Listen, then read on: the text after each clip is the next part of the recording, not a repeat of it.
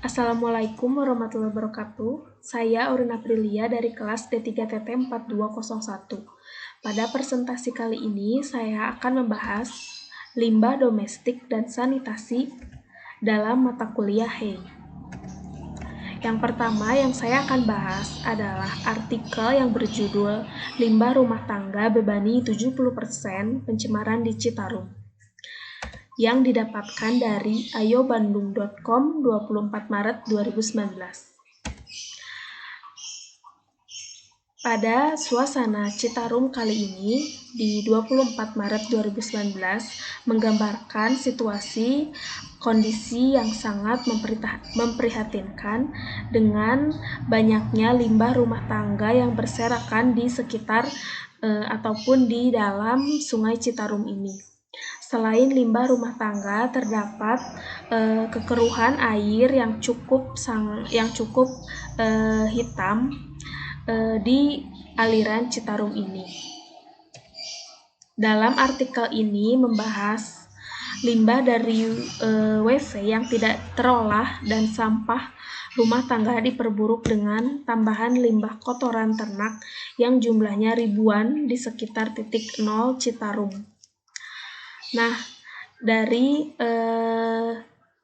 suasana Citarum tadi diakibatkan banyaknya limbah kotoran dan limbah dari WC. Selain itu, adapun pencemaran lainnya seperti limbah sisa industri yang sebagian besar adalah termasuk pada jenis limbah yang berbahaya yang sulit diuraikan secara alami. Selain itu, untuk penanganan limbah industri tekstil itu menjadi penyebab turunnya kualitas air Sungai Citarum yang tadi yang kita bisa lihat sangat keruh.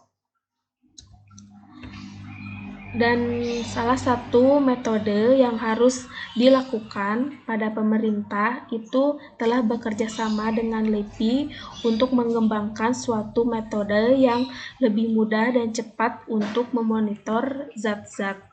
Nah, terkait limbah yang berasal dari WC, maka LIPI ini telah mengembangkan teknologi toilet pengompos yang sesuai untuk diterapkan di lingkungan yang sulit air bersih dan kekurangan sarana sanitasi. Nah, sementara untuk limbah kotoran tadi itu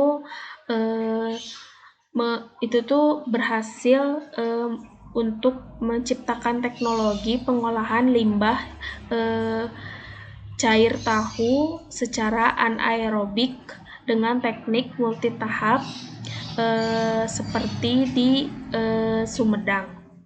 Seperti itu di dalam artikel ini. Selanjutnya ada artikel kedua dengan judul Limbah Rumah Tangga Penyumbang Terbesar Pencemaran Sungai Musi di Palembang. Artikel ini didapatkan di Liputan 6 10 November 2020. Bisa dilihat pada gambar di samping memperlihatkan kondisi di Sungai Musi, Palembang.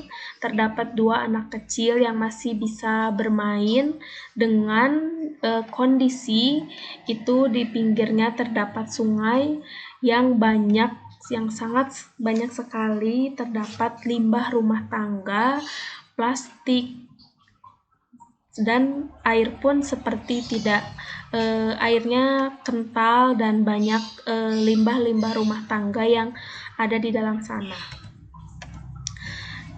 Di artikel ini disebutkan kondisi di dalam Sungai Musi ini, selain warna air keruh dan berbau, banyak genangan sampah menutupi aliran air sungai. Nah, kondisi pencemaran Sungai Musi tidak hanya disumbang dari limbah cair saja, tapi juga padat. Nah, ini mengakibatkan mengapa saya bilang tadi airnya cukup kental karena ada limbah yang padat. Lalu jumlah dari limbah rumah tangga ini 69% limbah di Sungai Musi berasal dari warga Palembang. Nah, lalu kondisi saat ini pada Sungai Musi yaitu masih kondisi air Sungai Musi di Kota Palembang itu masih ada yang berwarna hitam dan digenangi sampah rumah tangga. Nah, metode yang digunakan pada pemerintah pusat itu membangun pipa-pipa distribusi. Nah, pipa ini harus digunakan sesuai dengan kebutuhannya. Apabila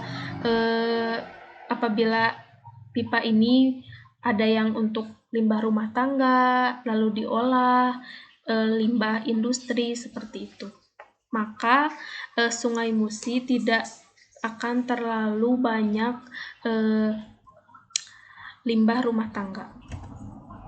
Lalu yang ketiga ada artikel yang berjudul Resmikan Sanimas dan Sekda berharap limbah domestik rumah tangga dapat terkelola dengan baik, yang didapatkan di tribunnews.com 10 Desember 2020. Di sini terlihat gambar peresmian Sanimas ini. Apa itu Sanimas? Yaitu sanitasi berbagai masyarakat atau Sanimas adalah program peningkatan kualitas lingkungan di bidang sanitasi, khususnya pengelolaan air limbah bagi kawasan padat kumuh perkotaan dengan menerapkan pendekatan pemberdayaan masyarakat. Nah, hasil yang diharapkan dari Sanimas ini adalah limbah rumah tangga dapat diolah menjadi ramah lingkungan dan tidak lagi menggenang di sekitar rumah. Metode yang harus dilakukan dalam Sanimas ini adalah limbah yang menjadi lumpur akan tertinggal di dalam SPALDT dan dikuras secara berkala. Air limbah dari setiap rumah akan disalurkan melalui jaringan perpipaan menuju bangunan IPAL. Selanjutnya, air limbah diolah dengan sistem pengolahan secara biologis. Yang keempat, ada artikel yang berjudul Instalasi Pengolahan Air Limbah Bakal Tunjang Sanitasi di Jakarta. Didapatkan di liputan6.com 25 Februari 2020. Berikut merupakan gambar contoh di instalasi pengolahan air limbah di Jakarta. Nah, di dalam artikel ini menjelaskan tentang ketersediaan infrastruktur ini selain untuk meningkatkan akses sanitasi di DKI Jakarta juga melindungi kualitas air dari pencemaran limbah domestik seperti mandi, cuci, kakus, dan aktivitas rumah tangga lainnya. Tujuannya yaitu untuk mengurangi limbah yang dapat mencemari lingkungan melalui mekanisme dan pengendalian dan pemantauan. Targetnya itu manfaatnya sebanyak 1.800 jiwa atau 36.000 SR di 2 kecamatan di Jakarta Pusat, yakni Gambir dan Tanah Abang, serta 8 kecamatan di Jakarta Barat.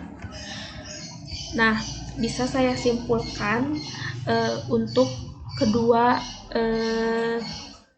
permasalahan, yaitu di Palembang dan di Jawa Barat, yaitu Citarum, bisa solusinya yaitu untuk melihat